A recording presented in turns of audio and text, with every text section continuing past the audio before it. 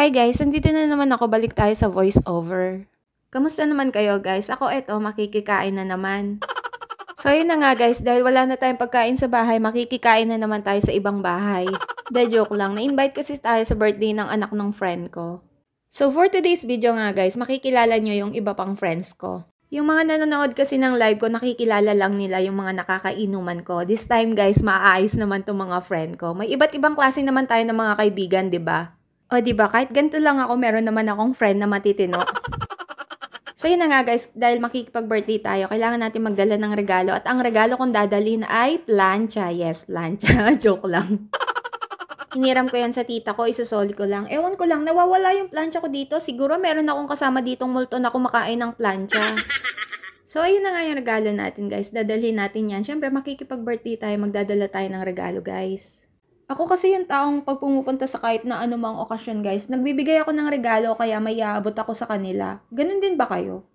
Anyway guys, papunta na tayo sa venue niyan at tapos na tayo mag-ayos at may magsusundo pala sa akin, isa sa mga kaibigan namin. Ito palang mga kaibigan ko guys, nakilala ko sila 2018 nung nag-aral kami ng Korean language. Familiar ba kayo doon? So yun na nga, kami yung mga magkakaibigan na nangarap na makapunta ng Korea. Pero ako guys, galing na ako ng Korea, so nag-aral lang ulit ako para ma-refresh naman ako at hindi ko makalimutan yung mga language nila.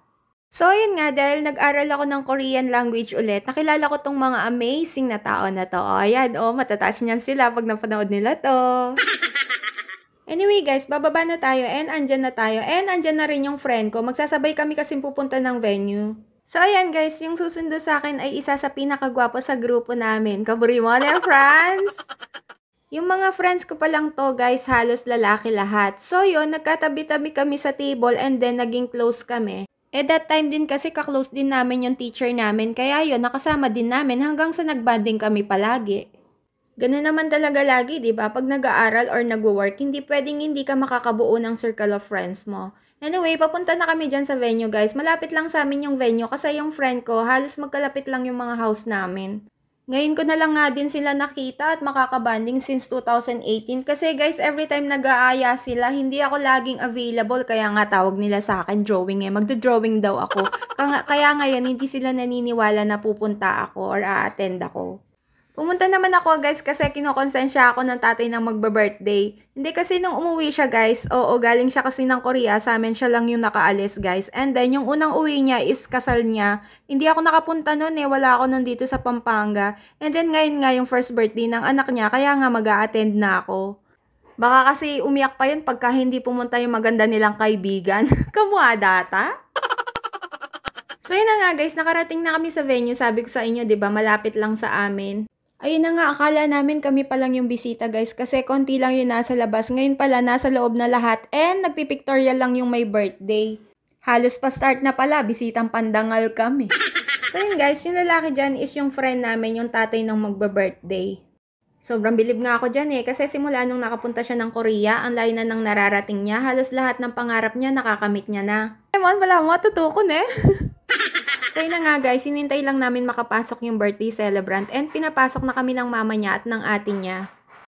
So yun guys, sa loob makikita nyo is nakasetup siyang pang safari. Diyos ko, yung mga katabing bahay namin nagpupukpok, ang ingay-ingay, nag-voice over po ako. Please lang, wag po muna kayo mag-ingay. Tiniis ko nga pong hindi mag-electric fan kahit mainit para lang makapag-voice over. Pasensya na kayo sa nagpupukpok guys, kung may naririnig man kayo, hindi ko sila mabawalan. Ayan pala yung kanilang team guys, animalistic.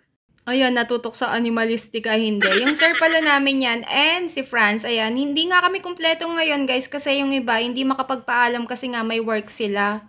Kaya ayan, ang ending si sir at saka si Franz lang yung mga kasama ko. Tapos yung kakwentuhan namin is yung nanay ni Raymond. Anyway guys, nandiyan na tayo sa exciting part, yung pinaka-favorite ng lahat pag may okasyon. Yan naman yung inaantay natin, di ba guys? Pag may okasyon, yung pagkain, aminin nyo! So, ayan na nga guys. Pagkatapos namin mag-picture taking dyan, pinatuloy na kami dito sa buffet nga para makakain na rin. Di ba ganyan naman yung ginagawa? Pagkatapos ng picture taking is kakain na. Di ba ganun naman halos nangyayari yung per table yung picture taking tapos after nun kakain na? Kaya ayun yung iba nagmamadali ng magpa-picture para lang makakain. Tama ako, di ba? So yun na guys, papaandaran natin yung pagiging mukbanger natin dyan. And sinabihan ko yung kaibigan ko si Franz nga, yung nakita nyo kanina na i-videohan nga ako. Guys, naku-curious ako, 'di ba sa mga handaan, sa mga okasyon, 'di ba meron sa mga pagkain nila na hindi nyo kinakain? 'Di ba sa mga buffet, ayan, sine-serve nila. Kinukuha nyo ba or nilalampasan nyo? Ako kasi kinukuha ko tapos sinishare ko sa kaibigan ko. Kayo ba guys, anong ginagawa nyo? Comment down below. So yun na nga guys, kukuha na tayo ng pagkain natin dyan and pupunuin natin yung plato natin para naman masulit yung regalo natin. Char! Andyan nga yung pinaka-favorite ko na sipo egg. Papadagdag ko sana kay ate. Babalik sana ako. Kaya lang nakakahiya ako. Makikita pa nila yung kakapalan ko ng mukha. Tsaka naisip ko, kawawa din naman yung mga sumunod sa akin. Baka gutom na rin sila. Atras pa sila para lang makakuha ko ng sipo egg. Diba? Oh, mag-hi ka. Oh, servanta naman nakitda ko. Oh. Ayan pala yung nakuha namin pagkain guys. At syempre mamaya niyan isi-serve pa nila sa amin yung lechon. Tara, kain muna tayo ha. Panoorin niyo muna ako.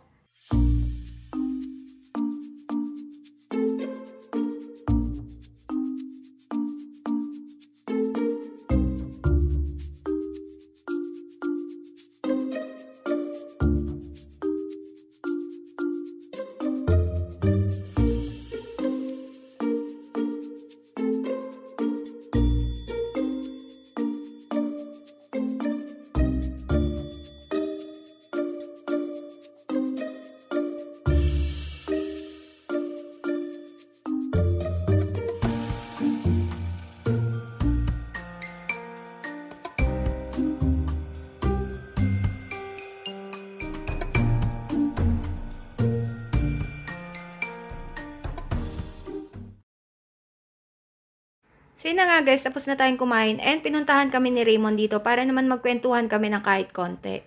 Medyo matagal-tagal na rin kasi yung hindi kami nagkukwentuhan at nagbabanding guys, kaya yan nagtatanong ng life namin lately. And yan si sir namin kasi niloloko namin. Kasi buti pa nga daw siya, pahiga-higa lang meron siyang income, sana all. And then ayun na nga, nag-aaya na si Raymond na mag-after party kung wala naman daw kaming ginagawa. Sayang nga lang hindi kami kumpleto kasi hindi na available si Raymond. Masyado daw hectic yung schedule niya. So ang ending nga guys ay ginabi na kami, inantay na namin si Raymond kasi nga pumayag na kaming mag-after party. So yun na nga guys, ginabi na kami kasi nga inantay na namin si Raymond kasi pumayag na kami mag-after party kahit kami lang tatlo. Sana naman yung iba mag-attend na sa susunod guys kasi andito na yung maganda yung friend ma-attend na tapos kayo yung wala. Anyway guys, hanggang dyan na lang yung video kasi hindi ko na na-videoan yung banding namin after party kasi nasa Alaska kami guys, hindi niya naman sinabi na nakacentralize yung aircon nila sa labas, ang lamig!